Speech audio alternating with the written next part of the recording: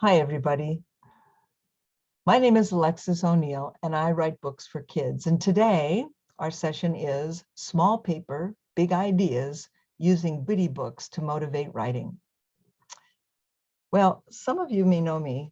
I'm an author of children's books, and some of you may know me by my fiction, like The Recess Queen, or by my nonfiction, like The Kite That Built Two Nations. And I have to tell you something, that one of the biggest frustrations of being a writer is facing the blank page, because look at all that space that has to get filled up. Oh my goodness, how do we start? And this is especially difficult for kids because it's sometimes so very, very intimidating. So I'm going to show you a way today that can make this a little bit more fun for kids, a little bit more manageable, by making bitty books and doing exercises in bitty books. And I think you'll see how we can really get ideas stimulated this way too. Now, if you can, or have some handy, you might want to get some paper, maybe a couple of sheets of paper. So if you want to do this activity along with me, and you might want to get a pair of scissors. You know, just need to make one snip. And of course, I know you have a pen because you're probably taking notes right now. So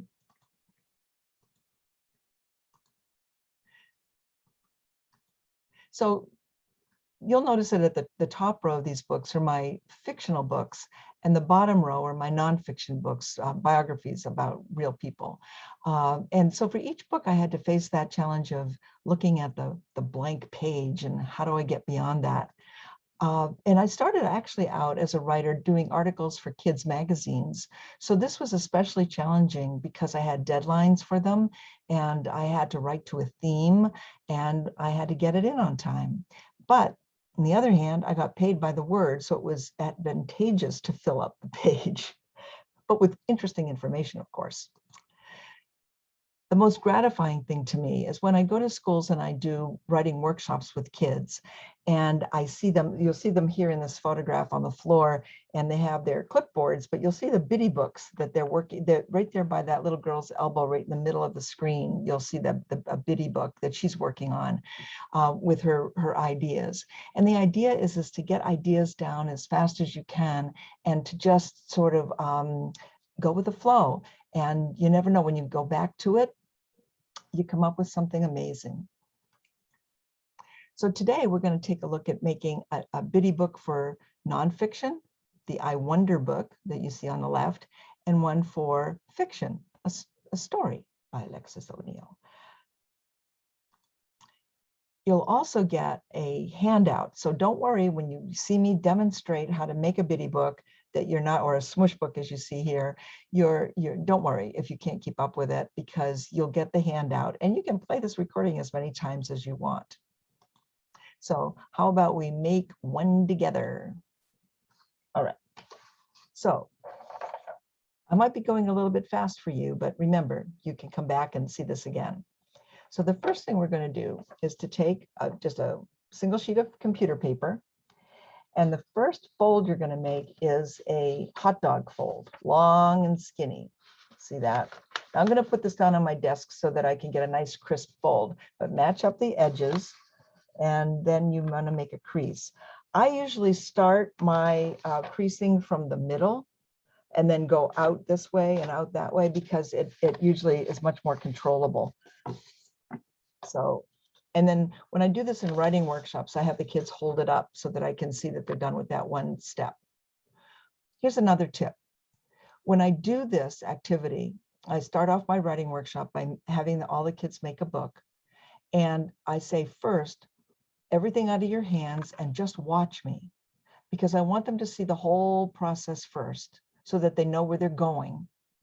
And then we do one together. And then I say, okay, now you make one on your own. And they love that third time because they feel really confident by then.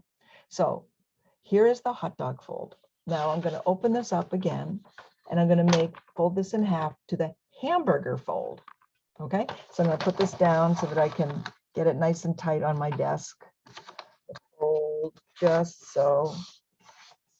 And then we have this, I have a sheet of paper like that. And you can see where the fold should be evident to you here. Now the next fold is the burrito fold. So we're going to take this here and fold this down like that and make that nice and crisp.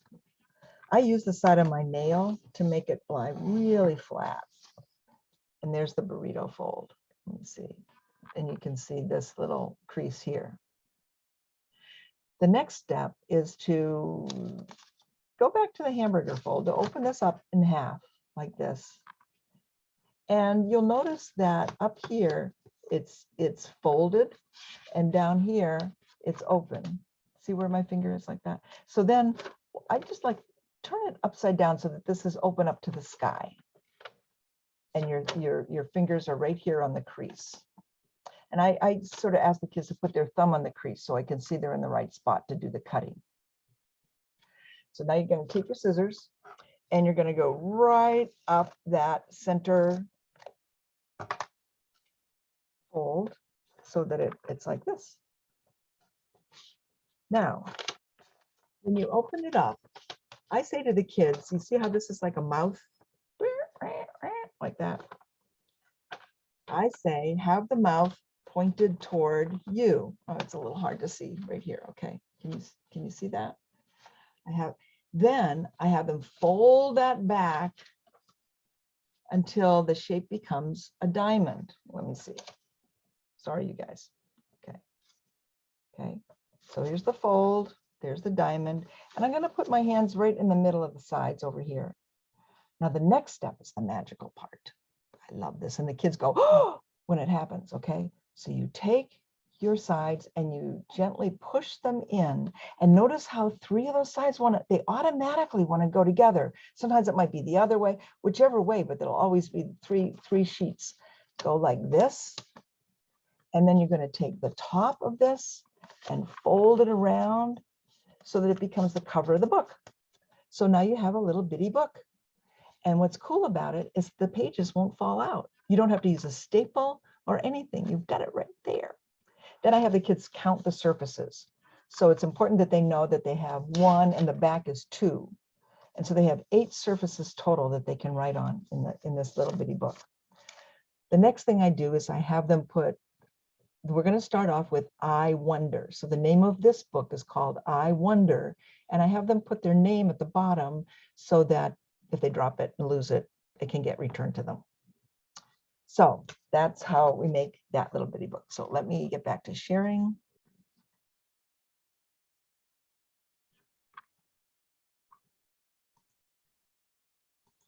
And we just made one together. So in the I Wonder book, of course, the wonder questions are like in journalism. I wonder who, I wonder what, I wonder when, I wonder where, I wonder why, I wonder how, I wonder if. So those are the basic ones. And actually they fit, let me show you here, they fit perfectly in this little book. If you decide to have the kids write a prompt, I like them to freelance their wonder thoughts, but if you need them to put a prompt, you can actually put one on each page to make sure that they've done each one of the wonders. But like I say, I like to freelance, especially when I give them a timed, a specific amount of time to do the activity in, because I just want it to flow off their brain. So from that, I give them this. I give them a photograph of something that may be something they're not really familiar with, especially the first time you do this, because then they can apply this technique to other things that they're doing. So I give them 1 minute and I say to them, everything out of your hands. And I just want you to look at this critter and I want you to wonder about it.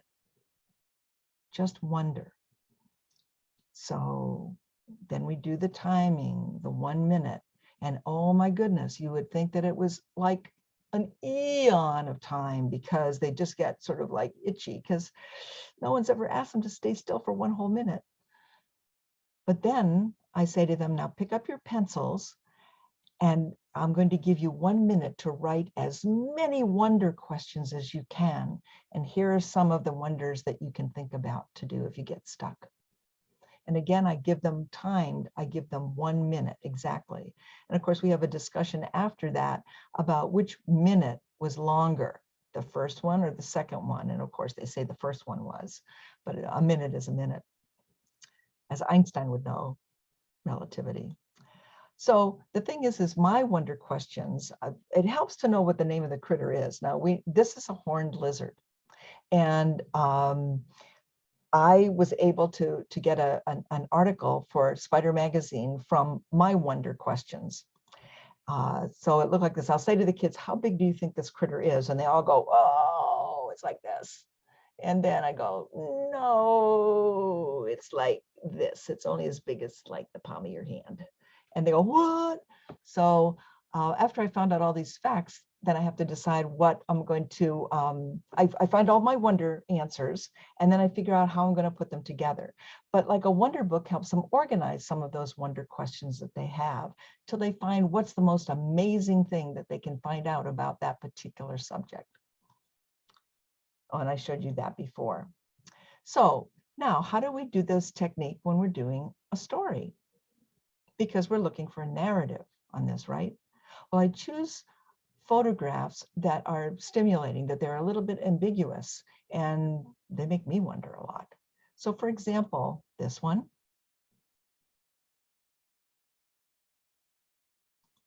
this one,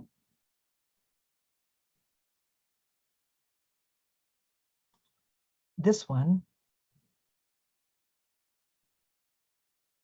or maybe this one. To me, all of these photographs elicit an emotion, which is really at the heart of fiction, isn't it? Emotion. But then how do you start framing a story? Well, first you might start off with doing a wonder book, like wondering about the picture itself. So for example, you might look back at this and you say, I wonder when this took place, or I wonder where this took place. The thing is that some of the answers to those wonders are unknowable. However, like when you're doing the critter, you can find out the answers to the questions, but sometimes not in these pictures, but it still might make you wonder about it. And the same thing with this, with the two little girls. So the next thing I do with the kids is that I have them think about, I want to put themselves in the picture. So I have them choose a character that's in the photograph. So for example, they might choose the littlest girl, this girl, or what about this man in the background, or this man over here, or this woman on the sidewalk, and we see all the rubble. But they choose a name. Whoever they choose a name for themselves. And then this is the framework that I use after that. So this is the framework for all fiction. My name is. What I want more than anything is. But my problem is, here's how I think I can solve my problem. So again, as we take a look back at these photos, you know, my name is, what I want more than anything is, but my problem is, here's how I think I can solve my problem. So that structure gets to the beginning, the skeleton framework for fiction. And you can choose any picture that is a little bit ambiguous, and that will get kids really started. I really wonder about this poor kid here. So when I do the, let me just stop sharing for a second. When I do the story bitty book, I think it helps for the kids to actually write this at the top, so they have this structure. Unlike the wonder book that I think that can go a lot, that's timed and stuff like that.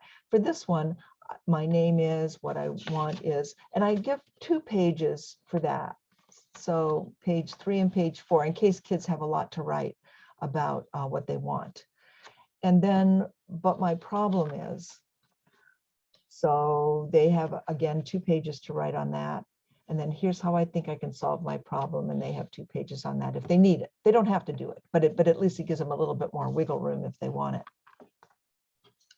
So that's how we get started. But let's take a look at how this actually works for a horned lizard. How does it work? How could this possibly work for a horned lizard? So let me see. My name is Horned Lizard. What I want more than anything is to eat ants and be left alone. But my problem is everything in the desert wants to eat me. Here's how I think I can solve my problem. I can freeze in place so that they don't notice me. I can hiss like a snake so it scares them away. I can puff myself up so my horns stand up straight on my back and they think I'm unappetizing. Or I can squirt blood out of my eyes and I can hit a target up to 5 feet away. So all of those things are ways that we can actually take a look at how you can even take something factual and turn it into a narrative and still be factual.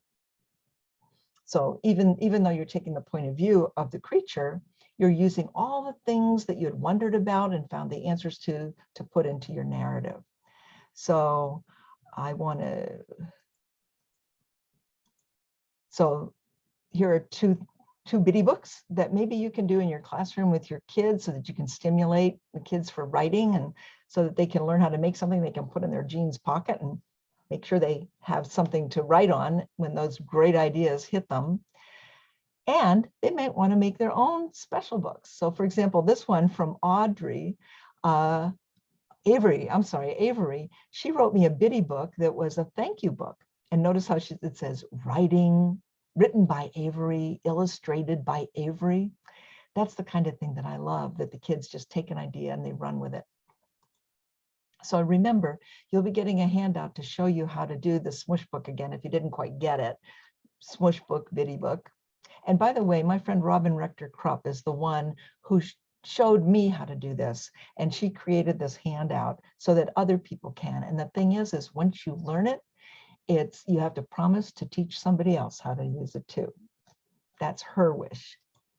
So here you go, you guys. It's time for you all to go forth and write and have a little bit of fun with some bitty books.